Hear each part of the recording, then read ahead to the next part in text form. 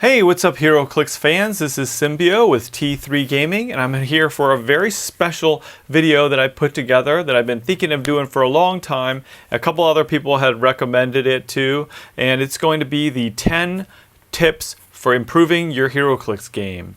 So we're going to go over 10 things that I think that you could do to help improve your gameplay, whether it's just casual gameplay or sealed format or just with your friends, or even competitive if you want to play competitive HeroClix or enter into some of the WizKids Opens that are coming up, or the tournaments with the Realms Open Championships.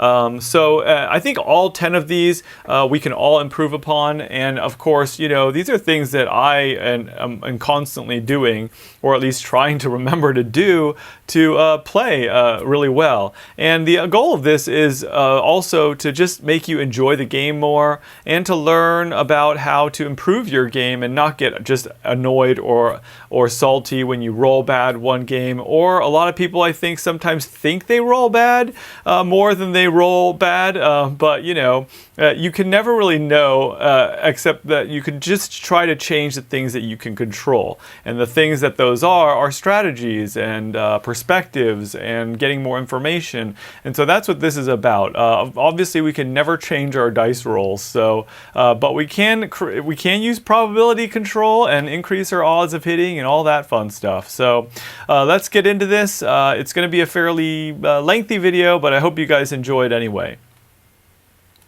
The first number one tip or way you can improve your HeroClix game is by learning all the HeroClix rules. It may seem very basic, but HeroClix is a lot of the time about rules interactions and understanding how different powers and abilities work and how they interact with the characters, as well as keeping updated on what's modern, what has been errata, and that kind of thing can make a huge difference. So go to HeroClix.com/rules and you will get to this page, which will allow you to download the core rule book, read the comprehensive rules supplement, which is very good if you're interested in more detailed interactions. Really understand how actions work, and of course you need to know all of the powers and abilities on the powers and abilities card. And the better that you know all this and what you can do, you can charge flurry, you can use exploit and charge, things like that will allow you as a player to strategize and understand more of how you can play better with the characters that you have. If you don't understand the rules, then you're going to have a real tough time knowing, what to do when it comes to your turn. Like, what are my options? So it's kind of like any technical skill, whether it's, painting or music or whatever, you got to know the technical basics before you can be an artist or be really good at something. So got to learn the rules. That is definitely the number one thing to do.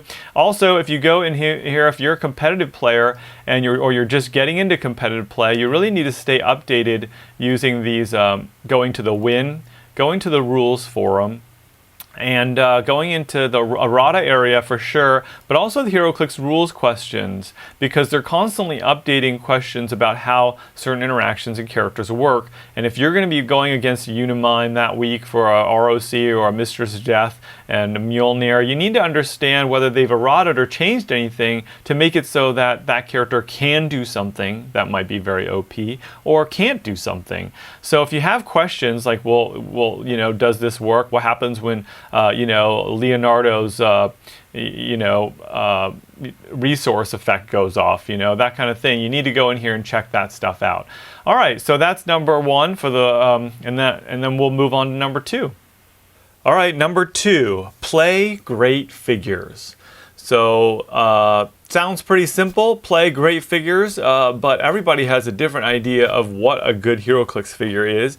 Now, we're not talking about thematic figures. Obviously, we play HeroClix because we love superheroes, we love comic books, so there's that element of the game, and I'm not taking away from that, but when you're trying to improve your HeroClix game, you want to try to pick figures that are going to do well in your game, both strategically and also increasing their ability to attack or defend or do something that you need them to do. So first we're going to look at how do you pick great figures, or how do you play great HeroClix figures, what makes a figure great. And the first thing we're going to look at is powers. So the number one most important thing is that every figure on your team has a role. A lot of times you'll hear people talk about primary attacker, secondary attacker, tertiary attacker, support characters, taxis, nurses, healers, that kind of thing. So if we're looking at primarily attackers of any kind, the most important thing is move and attack. The ability to actually move and attack within one action. Otherwise, if you can't move and attack, then essentially you're wasting a whole action just to get up close enough to be able to make an attack, and then you're usually putting yourself in a position where you're going to get attacked. So we were going to look for charge, so that you can do a close combat attack. I would say that's not as good as running shot, which allows you to do a ranged attack. And then lastly, we have hypersonic speed, which is, I'd say, the best of those three in general. Although with hypersonic speed, you're not going to ever be able to do like penetrating damage with it. So with running shot and charge, you'll be able to do exploit with charge or pensai with running shot, so they can potentially do more damage. But hypersonic has the most ability to kind of strike the other opponent before they can hit you. They also improves your breakaway by +2. So those are the three most important. Now also we're looking, when we're talking about move and attack, sidestep is considered part of move and attack, in that it gives you a 2 move square of move, sidestep. So that's a good power to have too. And then lastly, I'd say if you have a support character on your team with TK, or telekinesis, that is also really important because it allows you to TK that character 6 squares out and then also make an attack. So you can imagine if you have somebody in your force with TK and then a primary or secondary attacker with running shot or hypersonic, that just gives you a much longer range. And when improving a HeroClix game, I would say being able to hit the opponent before they hit you is paramount. So that all plays into these powers. Okay, so the next powers we're going to look at are potentially support powers, but if your primary or secondary attacker has all these powers, that makes them a number one in my book. So we're going to look at what the Alpha Strke YouTube channel guys call pop powers, P-O-P. Alpha Strke YouTube, check them out. They do awesome videos on HeroClix. And so I like that acronym. P-O-P stands for perplex, outwit, and probability control. So essentially every team you build, if you want to make a really good team, you need to have those move and attacks, and then you need to have, I'd say, all three of these. If you don't have all three, you need to have at least 2. And if you don't have at least 2 of those, then you're really not building what I would consider the most optimal HeroClix team. Now, this is just a standardized like generalization. If you have other shenanigans and other powers outside of that make your team great, that's awesome. That's even better. I'm just saying, if we're looking at everything from the baseline about what to build and how to pick great figures, you want to pick these powers in your team. Make sure they have them on your team. Probability control allows you to re-roll dice, attack, and breakaways. Outwit allows you to counter things. It can prevent somebody from running shotting you or hypersonicking you. So you can play it defensively. You can play it offensively by outwitting their shape change or outwitting their invincible or any of their defenses or super senses, so that when you do make that big attack, you can actually hit.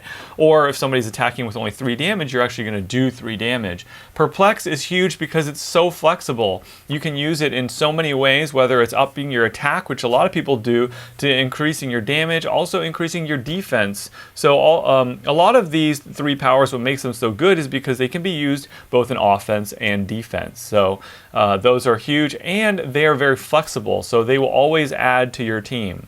If you're playing close combat expert, that's not that flexible, because if they all have combat reflexes or you can't attack them close up, then that's not a flexible power, right? So we want to look at the ones that are going to work the most. So those 3 powers.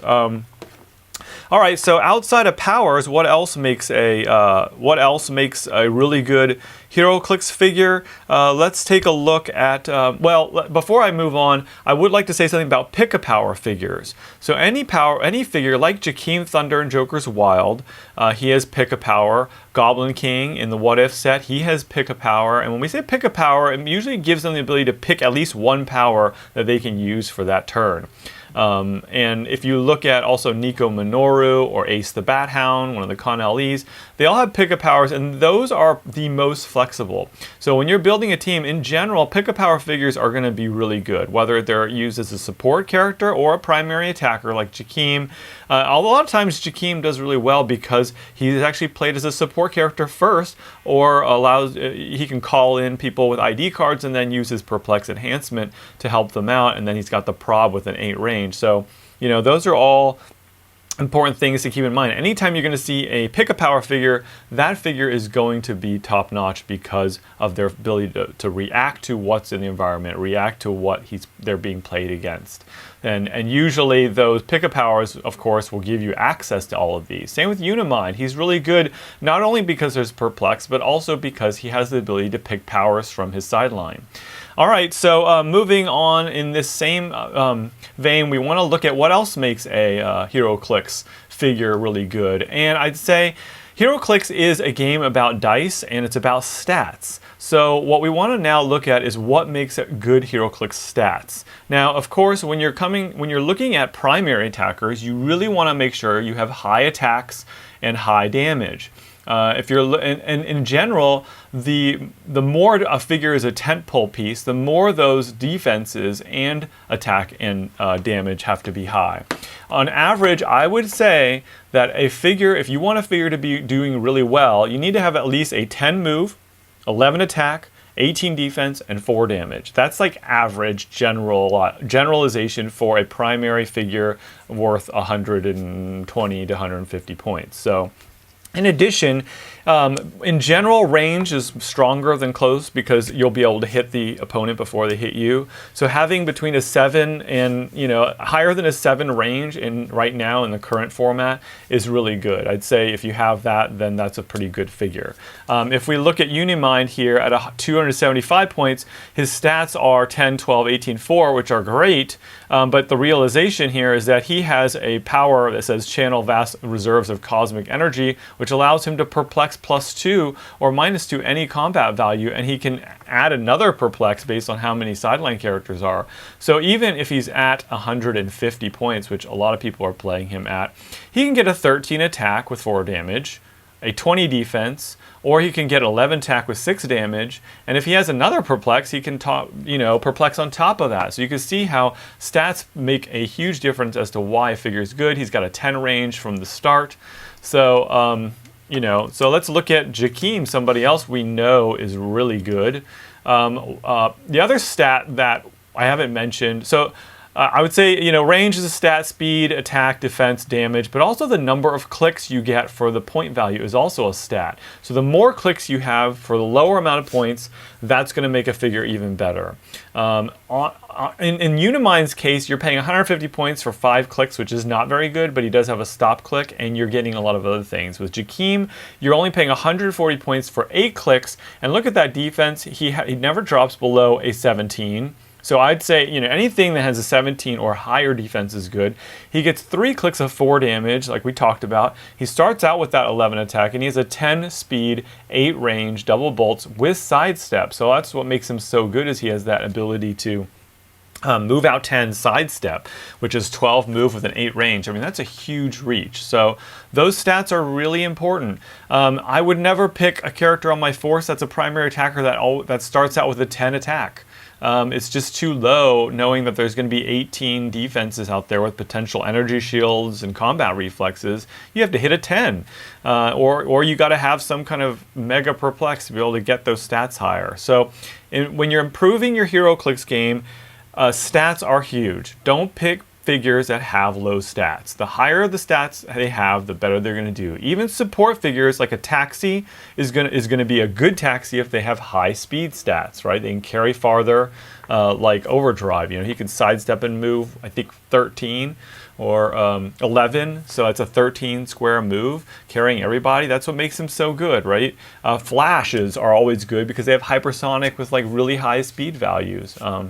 So, you know, other support characters, maybe they don't need good stats because you're not paying points for them and high points, and they bring other things to the table. But in general, you want to get good stats. So, all right, you guys, that is number 2. I'd say that's a very, very important one to remember as you're building your teams and picking Clix. And of course, I just want to add that you should try to play figures that you love, figures that you think are fun. I mean, that's a big part of it too. So you know, you're not going to have fun if you're playing this figure that you think is stupid, you know, but maybe they have good stats. So you know, you try to balance that with playing a good team. All right, you guys, number 3 of 10 ways to improve your HeroClix game is staying informed. So you need to stay informed about HeroClix, because if you are out of the game for a while and you don't know what's going on, particularly when it comes to competitive play, you are going to be in real deep trouble. You got to be able to keep updated on what some of the best figures are, how they work, that kind of thing, as well as rules, like we talked about, is number 1. So the best way that I keep updated, and I know a lot of other players, is with all the different content creators out there. Now, of course, you can go to hcrealms.com and get the units section and try to stay updated that way. You can play within your local groups, but that's why we do the T3 Gaming podcast, which we run bi-weekly with an audio podcast, and then we also run the YouTube channel. So I would also highly recommend checking out Married with Clix. They've been around, probably one of the longest YouTube channels ever. They have great videos on rules, HeroClix games, and they do a meta lab where they get a lot of really great players together to talk about strategy and review figures. So I would definitely look at all of the great YouTube channels. There's Alpha Strke, there's Edward Shelton's Starting Over podcast, which is an audio podcast on YouTube that looks at all the competitive strategies behind HeroClix, and those are amazing. I definitely recommend those. And then there's also 2 Clicks from KO. They run a podcast. Here's their website. They pretty much do every 2 weeks, and they'll do interviews with some really great players. They will do set reviews, a lot of question and answer sessions, and I'd say the best players, and improving your game means also getting involved in your community and staying informed, like staying on top of what's really good or hot in the HeroClix world. So let's go ahead and also take a look at Clixed Off. They're another podcast. They're on Facebook as well as SoundCloud. They run probably the most currently frequent podcasts every week with Daniel Powell, Jason, and I think Dave. Forgot the other guy's name, but yeah, definitely check them out. And also there's the ClixFlix blog that AJ Pfeiffer does. It's at clixfix.wordpress.com, and he does these amazing articles on team builds and strategy, and he actually has one out called Clix 101 where he looks at what some of the best ways to improve gameplay with HeroClix 2. So we're on the same page there.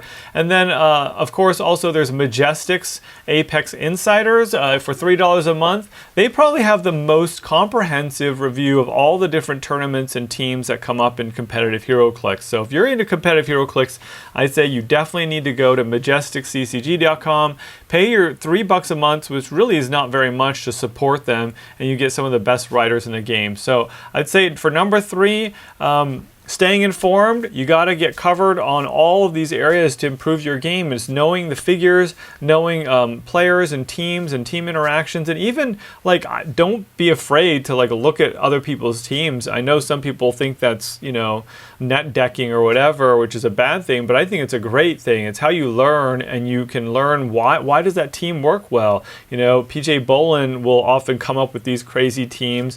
Same with Easton Brock and Patrick Yapoko, and you know, they're all very, very talented players, and learning how those teams work will make you a better player. Number 4 is very simple. It's practice. The more you play this game, the better you're going to get at it. And I think that's, it sounds really simple and basic, but I know that there are people who either don't have a lot of people to play with, or maybe their life, they're really busy, and so it's really hard to find time to play.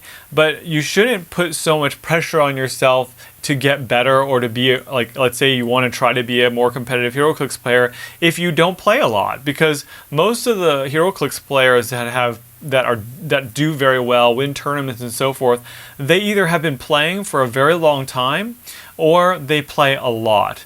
And anybody who's really good usually tends to play more. Now, I know there are some people like Aaron Cantu, who's a very talented player and team builder, but he's been playing for a very long time, probably at least 12 years, and he can like not play HeroClix for 6 months and then pick it up again and win a tournament.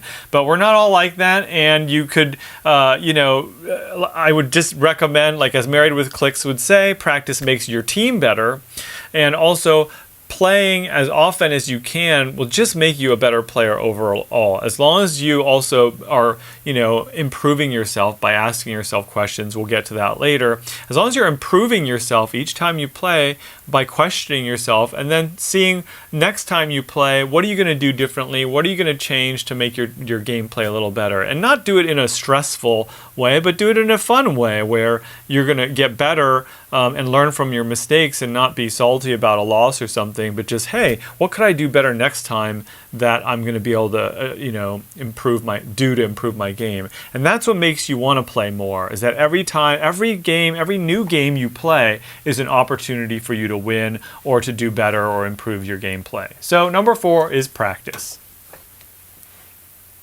All right, you guys, number 5. The first 4 were considered what I call pre-game or before-game strategies or tips, and now we're moving into 5 through 8, which are going to be gameplay strategies and tips. And so number 5 is called knowing what your opponent can do. And this is huge. I'd say this is probably the most important thing out of all these 10. I mean, I don't know. I'm not doing these in any particular order, at least not in terms of importance. But this one is huge, knowing what your opponent can do. I would say that the first year or so of playing Clix, if you're not like a competitive player, you just kind of put your figures out there, put them out there, it's kind of fun. I can go 11, so I'll go ahead and go 11, or I can, move all the way up in the middle of the board, and you're not really thinking about what they can do after you move up. You're just kind of moving your figures up. You figure, oh, I'll be safe behind this elevated terrain, or I'll be safe in this hindering. But without knowing truly what your opponents can do, you can't know that. So the first thing that you have to do is understand what that team can do. You can see, of course, that the Rock Troll has charge of, 7 speed. You've got Athena here with a running shot, penetrating, psychic blast, invincible. So the first thing is looking at the dials, knowing what they can do on the click they're on. But they also have traits, and they also have ranges, and they also potentially have special powers, which you don't know what they do. So you have to, when you're starting out playing a HeroClix game with anybody and you don't know the figures, you should look at their cards. Not look at the backs, because that's not allowed, but unless you're just playing total casual game and they're totally okay with it, but otherwise, just look at the traits. Look what the traits can do. Like if you didn't know what Athena could do, you would have no idea that she could use the Channel Cosmic Energy trait, which would allow her to basically cancel out her power Cosmic, and in exchange for that gives her Perplex and Willpower. And when she uses Perplex to target herself, she can modify any combat value +2. So if you didn't know that, you might think that her running shot of 1, 2, 3, 4, 5, 6, and her range of 7, 1, 2, 3, 4, 5, 6, 7, would keep you safe if you put your little Iron Rocket Man there, right? But if you didn't know that if you didn't know that, she could say, you know what, I'll go ahead and perplex up my, how about my range to 9? And I'll still go 1, 2, 3, 4, 5, 6, and running shot here and shoot 9 squares out, and bam, you just put your Iron Rocket Man in a position where he could take damage. So the important thing here is to remember what can that opponent do. So, looking at all the different figures, this red leader, he's got a Perplex, also a Super Mega Perplex, and an Outwit on his special power. Tyrannus, he can generate these bystanders, and then you have to know, well, what do the bystanders do? Well, the bystanders have plasticity, so you don't really want to get stuck next to them because then you'll be based and you won't be able to get out. So it's important to know in this kind of sort of casual framework, what can your opponent do? And there are so many times where I'm just playing for fun, and you could, the thing here is that you can still play for fun and still be aware of what your opponent can do, you know. And it's just part of how you should learn how to play HeroClix. Is take a look at the cards, take 5 minutes, read what they can do, know that they can perplex, and whenever you're calculating that, you take into account those perplexes. There are also other characters that might have mystics, so if you attack them, they'll deal you penetrating damage. That's all part of knowing what that opponent does. So part of knowing what your opponent can do in this example is what I would consider not putting your characters in a position where they are going to take damage. The only time that you should choose to do that knowingly is if there's some strategy involved, or as we're going to go into as one of the other tips, is bait.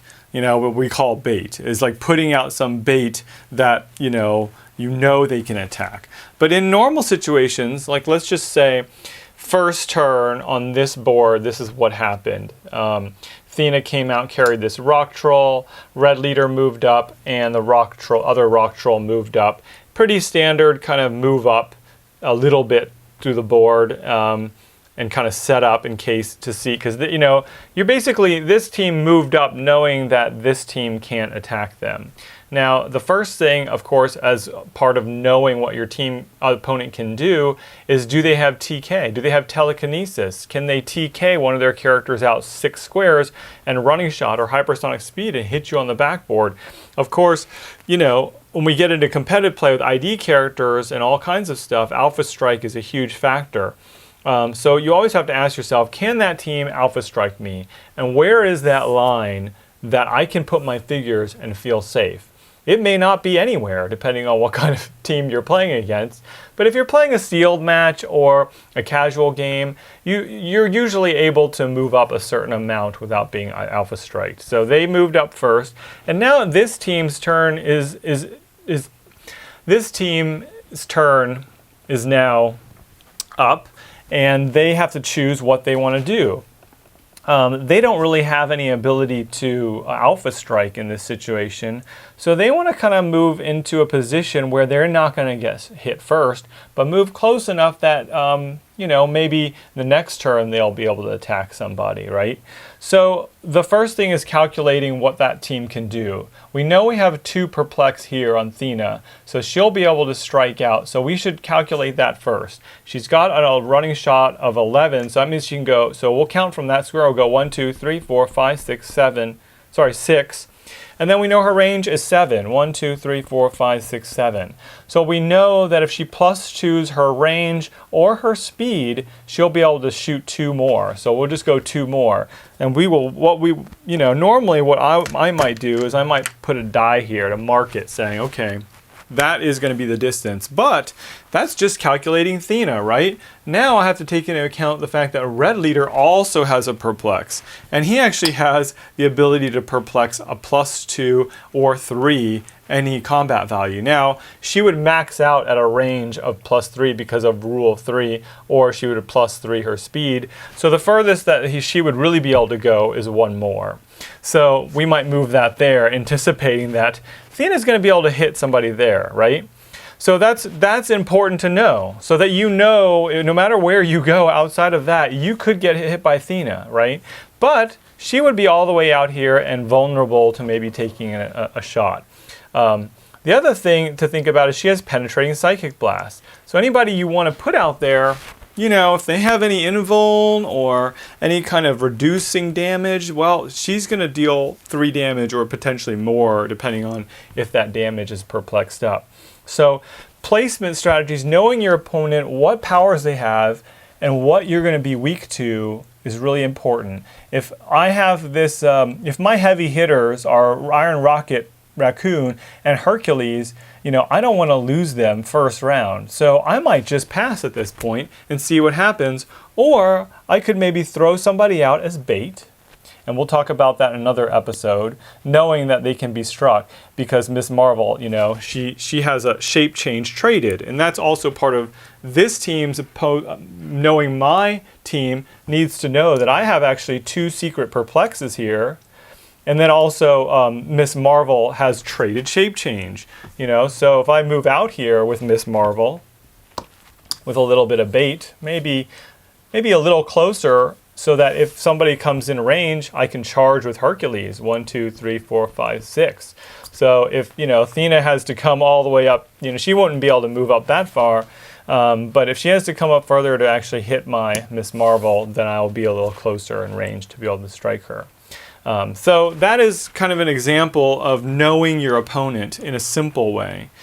Now, part of knowing what your opponent can or cannot do is really learning about all the different elements that can be on a HeroClix team. ID cards, of course, are one element.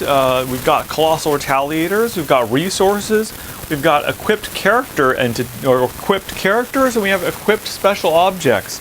So obviously there are other special objects that you can use, and we're not covering all of them. My goal is just for you to learn that part of knowing what your opponent can do is knowing when they have these things on your team, you need to be familiar with them or how they work so that you don't fall into a trap. A good example is a Meradroid. You know, you might think, well, he's just like other Colossal Retaliators. You know, if I damage them, then of course he can come and try to attack me. But actually, he has the ability to move your character 6 squares from his range without even having to actually resolve it or to actually hit that attack. So, you know, it's things like that, reading your character's cards, knowing what they do. And then I don't know how many times I can tell you that when I've played against people who have equipped characters, even though they pick, for example, Impervious and they say it, I'll totally space out and forget they have Impervious and forget to either choose like an exploit weakness or try to go in for an attack with only 2 damage. So it's that kind of thing. Like whenever you're playing, check the game state, look at what figures are on the board, and to check in and see, okay, are they getting powers from somewhere else? So that's really important before you make your move. Same with resources. You know, Supreme Intelligence can give somebody sidestep and TK. You might not think they have TK on their dial. Bam, they have TK from this and they can use that, or they can get that extra 2 move of sidestep. And maybe, you know, they'll turn the dial and they'll get stealth, that kind of thing. So every moment they're potentially getting other powers. So stay up with the game state and think about, before you move, where are the powers coming from? Same with special objects, because a lot of times a person will equip it and then it'll be off the map or on the side of the table and you'll totally forget about it.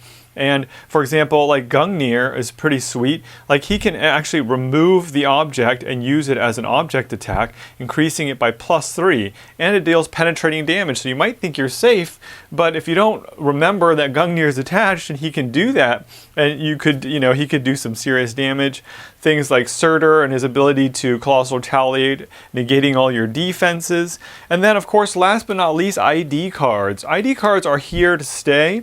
And if you want to get better at HeroClix, especially in Modern, ID cards are probably the most powerful element in HeroClix because it allows you to flexibly use and change what you do in a game, to call in a character for 5 points to help you out when you need it. So looking at a team, opposing team, looking at their sideline and being familiar with what those figures are that they could call in at any moment. You also have to look at the point value that they're going to start at. So you got to know, is he being called in at 75 points or 100 points or something like that? Then you can identify which character is calling that guy in, or who could potentially call that guy in. So as you're planning your strategy, you can take into account all these things. Of course, the more that you know and the more you practice and the more you play against other people, you'll get familiar with the ID cards, like, you know, how Cosmic Spidey can destroy blocking terrain, how Superman has Precision Strike, Charge, Flurry, and he ignores Shape Change, or Battle Fury. And then you've got Green Arrow here, who's amazing from Elseworlds, who counters defense powers when he hits you, and has range combat expert. So, you know, and then of course, everybody knows about Nick Fury, and which is, you know, he's rotating out soon, but he's still very valid right now, and he ignores elevated terrain. So the more you know, the better you're going to do. And so you're always, during your turn, you need to be thinking about what can they do to me? You know, what is the likely, I guess, retaliation after I make this attack? You know, and where are those powers coming from? So hopefully that helps. This is definitely more geared towards competitive play, these figures. But even when you're playing casual and just hanging out with your friends and playing sealed and you want to do better, you got to take that moment before you move your turn, move your characters, think about what powers they have, what can they do to me, what happens if I miss this attack, you know, those kinds of things. All right, guys, number 6 is going to be choose the right targets. So whenever you're playing a HeroClix game, you should be thinking about who on your team is going to attack who on the other person, what you're going to attack on the other person's team. You really want to be thinking about also, because HeroClix is a points game, and although, you know, in a casual game, sure, you're just going to go out there, you're going to play to the death, you're not really, you know, maybe interested in like just picking off a character and running away. That's what people really don't like in casual games. But in a competitive game, or as you get better as a player, you're going to have to learn when those points are important to go after and when to maybe just back off a little bit, because that is strategy, and I don't consider it necessarily like a bad strategy. It is part of the game. So a good example of deciding you know, who you're going to attack first and choosing the right target is to think about, well, first, who's going to be, what's the fastest way for you to get some points? Because that's going to put you in the lead. And that's kind of what you want to do to win the game. So, you know, if you're looking at something like the Rock Troll here, who's only 25 points, if you didn't know what he could do, you might think maybe he's only a 3 or 4 click dial. But actually, this guy's got 5 clicks long. So he's not so easy to just pick off the points. So if I was on this team, looking at the Athena team, I would be trying to figure out who would you go after first. Sure, a lot of times, you know, newer players, they will go after the beat stick because that's their like the strongest player, because they feel like, well, if they can take that guy out, then they're going to win the game. And sometimes that's appropriate, but most of the time it's not. Like going after Jakeem Thunder is a exercise in futility a lot of the time, unless you have a specific plan in an attack. Athena, because she has invincible, she can't be countered, she's probably going to have a high defense, and she probably has 5 or 6 clicks long at least, is going to be tough to get through. So my recommendation is, when you're looking at who to target on a team, it's almost always better to go after support figures. And the reason why that is because it's going to be faster for you to get points, and it will make it harder for them to either heal up or perplex or outwit or prob, depending on what their support figures are. Sometimes it's a taxi and it helps them carry around that if you get rid of, it pretty much shuts down their team. So exploiting those kinds of weaknesses and understanding who to target makes a big difference. So, you know, in this situation, like I said, I'd probably try to go after Rock Troll just to get some points early on. If I had the opportunity to take out Athena, then, you know, of course I would. So here's another example is as I set this up, Athena's, you know, moved out here. We've got Hercules over here. One thing to think about when choosing targets is what powers you have. So Athena's got a penetrating psychic blast and running shot. So I never like to waste penetrating psychic blast if I don't have to. So if somebody has a reducer like Hercules has impervious, I might want to go after Hercules specifically to choose him as my target. Also, because I'm looking at, you also want to compare not only powers, well, let's finish comparing powers. Like a good example is if somebody has energy shield, like, you know, Iron Rocket Man, he has energy shield, so he's not going to be the one that I want to target with Athena because he's going to have a 19 defense, so it's going to be harder to hit him with a ranged attack. Of course, somebody who has combat reflexes, I might want to target. Same thing to be true if I have a charge figure like Hercules, I probably don't want to attack somebody with combat reflexes because their defenses are going to be higher for that close combat attack. Another example is super senses. So if I have somebody on this team who has super senses like Red Leader, my other team, my opponent may not know that Miss Marvel can actually switch to her other dial, and on her other dial she has an 11 attack with precision strike and perplex and outwit. So it would be very good against Red Leader. So it's things like that when you're playing HeroClix that you get better at, is knowing which figure to attack, which powers kind of work better against other powers, and kind of exploit different characters' weaknesses. So like I said earlier, you also want to compare stats.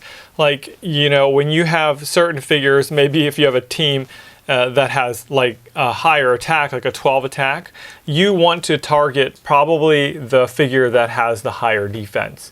Because, for example, like Hercules, he's got the highest defense on this team of an 18. So I really want to use the highest attack possible. Of course, this team has a lot of perplex, so they won't have any problems probably getting around that 18 defense. But, in normal circumstances, if you didn't have that, and you just had a straight 11, and maybe the other guys had a 10, you would want to attack the higher defense with your higher attack. Rather than, now that doesn't always hold true. Sometimes if you have 2 attacks with some probs and that kind of thing, then maybe you'd be in a good situation to be able to hit that attack. But you want to be able to maximize that, and that's also part of choosing your targets, knowing which figure to use against which target.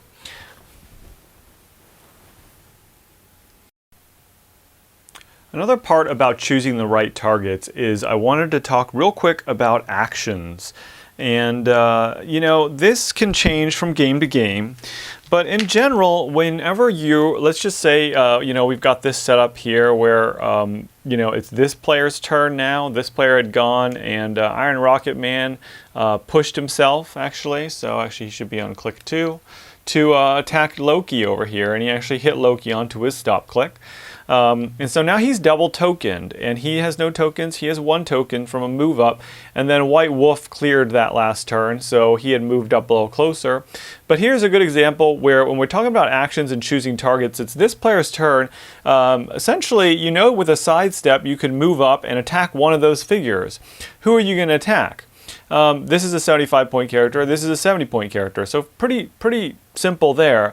But all things being equal, anytime you have a character that has 2 tokens versus one that has no tokens, this character is going to attack you next or do something. If you looked at his power, he actually has a range combat expert and sidestep. So he could do some pretty major damage. So you kind of want to take out that guy first, is my feeling. And as you're playing this game, you're going to learn, when do you want to attack somebody who doesn't have any tokens. You want to usually tie up the one that doesn't have tokens somehow. So maybe at this point you tie that guy up so that he can't make a ranged combat attack. But if I was in this situation, I'd probably sidestep up maybe, and then outwit this guy's probability control, and then go ahead and shoot this guy. And he could do 3 damage. His combat reflexes, so it's perfect to shoot him from afar instead of doing close combat up close. And if you actually hit, you'll knock his attack down to 9. Now he'll still be able to retaliate in some ways, but maybe in that situation you push this guy up to base him. But my point being here is that you are looking at how many tokens are on their characters and deciding based on that information that, okay, that this guy can make an action, so you want to shut him down first. You could waste your energy on this guy, and sometimes that's appropriate, but he can't do anything next turn. So, it's kind of a waste of your effort, unless you're going to get the points. But so just in general, keep in mind as you're playing, based on the actions, who has no actions and who is pushed out. So maybe they can't make actions. All right, guys, number 7 is know when to sacrifice a figure. So what this means is that, of course, you never want anybody on your team to get KO'd, but in most circumstances, especially if you're facing somebody who has a longer reach than you, for example, in this situation, this team has a way longer reach, can hit this team way faster. And so honestly, you have to come up with a decision on your end as to who on your team can you kind of use as a sacrificial character. Now, we like to call these figures tie up sometimes, or I guess basing or bait. Now a tie-up figure, ideally, like for example, these tyrannoid bystanders which have plasticity, those are the perfect tie-up. And especially if you have tie-up that has combat reflexes or outwit, or tie-up that, you know, for example, if Iron Rocket Man was over here and I put a bystander there, Iron Rocket Man would be tied up. He would be based because he can't really benefit from his running shot very well because he has to break away. And with plasticity, he has a -2 to his breakaway roll, so he has to roll a 6 just to break away. So he's not going to do that. So that's essentially tying him up. And so in that sense, this is my sacrificing character. Now, it's great to have bystander tokens as sacrificial characters because they don't cost any points. So that's why they're so good at that. So when you're thinking about your team and how to play better, you have to designate usually something as a tie-up or a figure that's going to be a sacrificial figure, especially when you're playing sealed. I can't tell you how many times a tie-up piece has won me a game, because if you can tie somebody up and have other attackers out here shooting from behind, and your tie-up piece is maybe, you know, not worth the amount of effort or points going into it. Like for example, if this had combat reflexes with a 17 defense, it would have a 19 defense at close range, and it would be very hard to actually, you know, get to deal with, and even if you attacked it, you may miss. So that's the best kind of tie-up figure. But let's just use this also as another example. You know, Athena moved out here. I put some tyrannoid bystanders up here. So they've got plasticity, so it's going to be really hard for anybody to get in there. So if I was on this team, what could I do? Now, I would basically look and see, okay, we know that she can do a major attack with all the perplex. She's going to be able to hit me anywhere. I think what I might do is move out Miss Marvel and use her as bait. And so when we say bait, we're saying, you know what, we know somebody's going to be able to hit her. And that's what we want them to do. So the reason I'm using Miss Marvel is because she has an invincible. I'm going to put her in hindering to make it a little harder to hit her. I could maybe even put her out here to make it so that, you know, to make it even easier to hit her. And that's another thing about learning how to use bait, is sometimes you're never going to be able to get away from their attack. So if you can actually play the game in a way that you're actually you know they're going to attack this character and you want them to, then that's what you want to do. Now I'm going to put it back over here because I want Athena to attack me and use her full speed. So she can go 1, 2, 3, 4, 5, 6 here and shoot me 1, 2, 3, 4, 5, 6, 7. She needs at least a perplex, so she could use Red Leader's perplex and then save her perplex for her defense, or, you know, she could decide that she wants to go all into it and do, you know, go ahead and use the double perplex on her. Let's say she's going to double perplex her damage because she knows I have invincible. So she has a 5 damage, and then Red Leader is going to perplex her range to an 8. So she'll have an 11 attack, 5 damage. She can go here, 1, 2, 3, 4, 5, 6, 7, 8, hit me, and I get my shape change. And so that's one of the things, that reason I'm using her as bait, is because she's harder to hit. She's not going to get KO'd in one shot because she has invincible unless he comes up and outwits it, which is a possibility. And she's not like my main attacker. These are my 2 main attackers, so I'm kind of using her as a good tie-up or bait piece. So now I know also Athena is going to get double tokens. So let's just say, you know, she hit, I missed my shape change, and I took, you know, because she had 5 damage, using invincible, I reduced by 2, so I'd take, you know, a maximum of 3 damage, right? So I go ahead and do that. Now I also know Miss Marvel can heal next turn, so that's even another reason that I want to use her as bait. So now why did I bait Thena? Because I have 2 perplexes here. So I can double perplex up Hercules, go 1, 2, Hercules' speed, go 1, 2, 3, 4, pick up that object, and then go 5, 6, and then the +2 double perplex. And I can go ahead and use Hercules to attack Thena with an 11 attack and 5 damage with the heavy object. You know, she has Invincible too, but that's an example of baiting so that you can maybe retaliate or make an attack, which in otherwise situation, if you did not bait them, they would not come across the board and put you in their range of your attacker. So hope that makes sense and that you guys understand that. Number 8 is the last of the gameplay tips. And this is definitely part of interacting with your opponent as well as what you do on your end. Number 8 is practice good gameplay habits. So what are good gameplay habits? Gameplay habits, things that you do during each game to keep things organized. And there are 3 tips that I'm giving you as part of this number 8. And those 3 tips are plan, calculate, and then act, and doing it in that order. So plan involves just coming up with what your strategy is, and during your opponent's turn is a good time to be doing that. You can pay attention to what they're doing, but also be thinking about, well, what are you going to do in response? What is your next move going to be? Are you going to be double token? Are you not going to be able to do much? Are you going to try to do an attack? Which targets are you going to choose? Thinking about what the opponent can do, that kind of thing. And then during your turn, planning before you move your figures. I remember when I first started playing, you just saw, okay, I have running shot, so I'll go ahead and go 1, 2, 3, 4, running shot. He doesn't have running shot, but like sidestep, and then I'll shoot, and not really think about the sequence. If I have 3 characters, all 3 of them can attack. If one of them has like enhancement or something, if I put him in the wrong space and not give him enhancement, then that's not maximizing the effectiveness of my characters.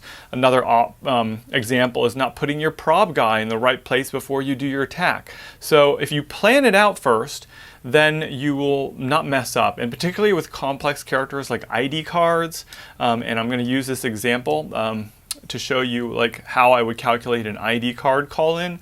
And so part of calculating is counting all of your all of your squares. So planning is first, coming up with what your strategy is. Calculating is going to be calculating out the ranges and the squares of movement as well as attack and damage. And then acting is going to be your actually movement and roll. So in this situation, we've got Zatara here from World's Finest set, Red Leader from the TMNT set. He's obviously, you've seen him, he's on one of my favorite characters of TMNT. And then we've got a bunch of Penguin Pogs that were put out by the super rare Joker's Wild Penguin. And we have the title Doctor Strange from the Avengers Defenders set. And they moved up. And I have an ID call-in that I want to call in to try to take care of all these Pogs. And that is the Hawkeye, who has the ability to continuously do his running shot as long as he keeps hitting. So one of the things that I'll do is these 3 good habits are plan. So I already know I'm going to use him to call him in. So now, as part of my planning, I know also that I need to get rid of that energy shield. He does have prob, but I think I'm going to have a high enough attack to get rid of that, to deal with that. So I need to be able to get up and prob before I call in. So this is all part of my planning process. And then I also need to be able to perplex. And then, I'm probably going to leave him out there instead of being, carrying him to be away from the ID call and that kind of stuff, because I don't have a taxi. So we'll go ahead and do this. So now that I've planned what I want to do, I'm going to go ahead and do my calculations. So what I would do is I would use my fingers to count.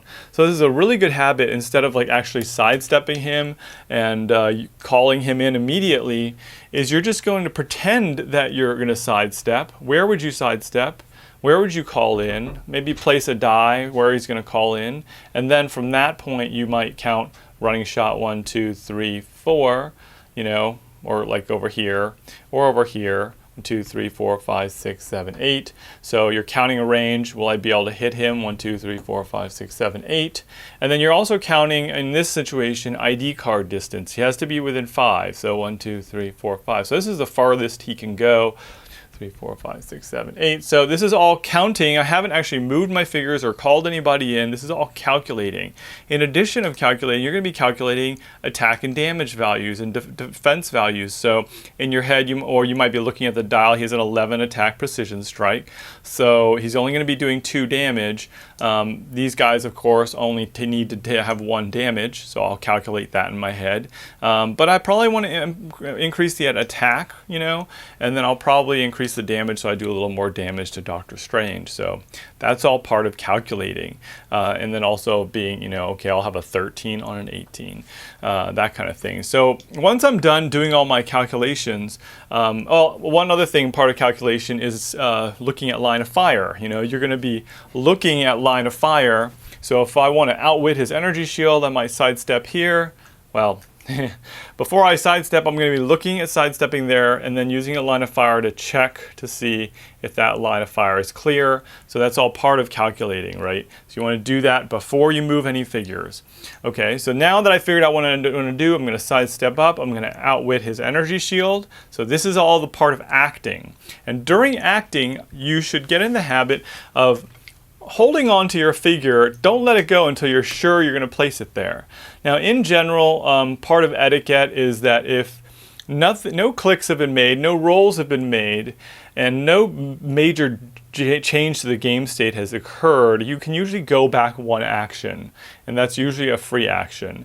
You know, even in high-level tournaments, most players are pretty okay with that. So if I sidestepped up and took my finger off this, they'd probably let me say, hey, I want to change my mind and sidestep here.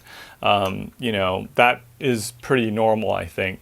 But a good habit is to just not let go of that figure until you're ready and you're 100% sure you're good with that figure. Or you can say to your opponent, I'm still thinking about this sidestep, I need to check the line again, you know, that kind of thing. So he's going to sidestep up. The action now is going to be to free action, outwit his energy shield. And then what I'll do is also then at this point I will declare, I'm going to call in Hawkeye. We are going to perplex up his attack.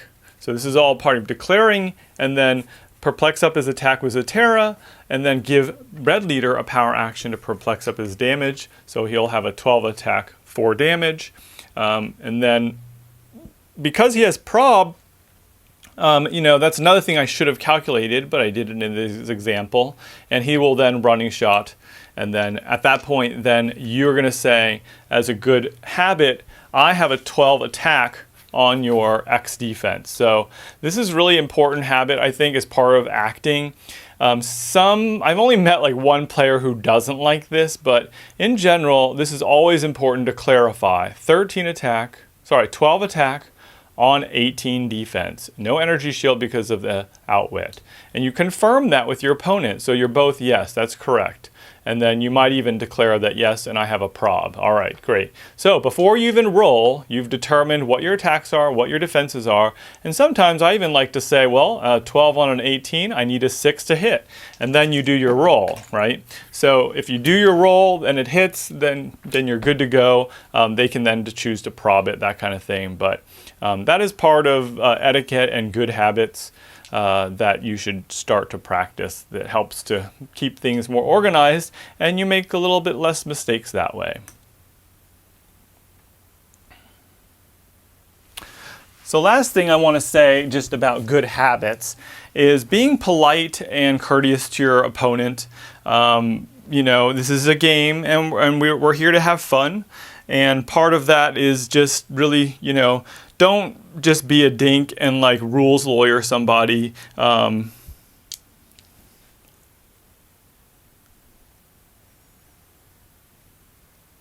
like I said, part of the 3 tips for good habits of gameplay are plan, calculate, and then act. Plan first, in your head. Calculate, which means using your fingers or tokens to place, to count out squares, range, line of fire, and also attack and defense values and damage values. How much damage am I going to need to take this character out, that kind of thing, and then act. And if you do that, you'll have a lot less mistakes, and hopefully your gameplay will improve. All right. The last two are post-game kind of tips. And number 9 is going to be learn from your mistakes. And this, of course, applies to anything that you want to get better at, you know. Don't beat yourself up for making mistakes. I mean, that's how you learn. There's no such thing as perfect in anything, and particularly in HeroClix. You know, the fun, in my opinion, is in every game that you start, every new game you start, you get the opportunity to do it differently, to roll differently, to make different choices, pick different teams. That you need to be able to look back and see what are the things that you could have changed in your last game that maybe would have helped you, would have improved the outcome. And I'm not talking about dice rolls. I think a lot of us focus way too much energy on dice rolls. Obviously, you're gonna roll bad and sometimes you're gonna roll good. And I think, you know, people tend to focus on the bad, you know, instead of, you know, there's no way to know without counting all of your rolls whether you're just a terrible dice roller. But that doesn't really help you. If you feel like you really roll bad, play a lot of prob, have high stats, you know, that kind of stuff. But really, at the end of the day, when you finished a game and you feel like you want to improve, look at what you did, what you could have done differently. Dice rolls are not things like that you want to focus on. You want to focus on things like, could I have outwitted a different power? Should I have saved my outwit to counter their hypersonic so that they couldn't hit me next turn? Should I have picked a different power? If you have a pick a power team. Should I have Colossal Retaliated with a different Retaliator? Should I played a different character on my team? Should I have chosen a different map? Would a different map have helped me in that build? Should I have moved all of my characters up at one time? Should I have maybe put my character that had prob in range? Those are the things that you want to learn. And one of the things that has improved my game, and I constantly try to remind myself, is don't put your figures in a position where they're going to get attacked if you can help it. That's like the number one thing. So if you can learn from that, then you're doing really well, I think. So just look at what you could have changed in your game to improve yourself so that the next time you can do something differently. Last but not least is number 10, make friends. I think that one of the biggest allures to HeroClix is how awesome the HeroClix community is. And honestly, I've played Pokemon, I play Star Wars Destiny. I haven't really played Magic, but I've heard from people who play Magic. And HeroClix players are the nicest players in the world. Like, I love sitting down with and meeting new HeroClix players because they're all really cool, really nice. Nobody's really there to like just be a super, you know, annoying jerk. I mean, there might be like one or two out there, but honestly, overall, compared to other games, HeroClix players are great. So it's a good, you know, it's a great community. Get on Facebook, get on Reddit.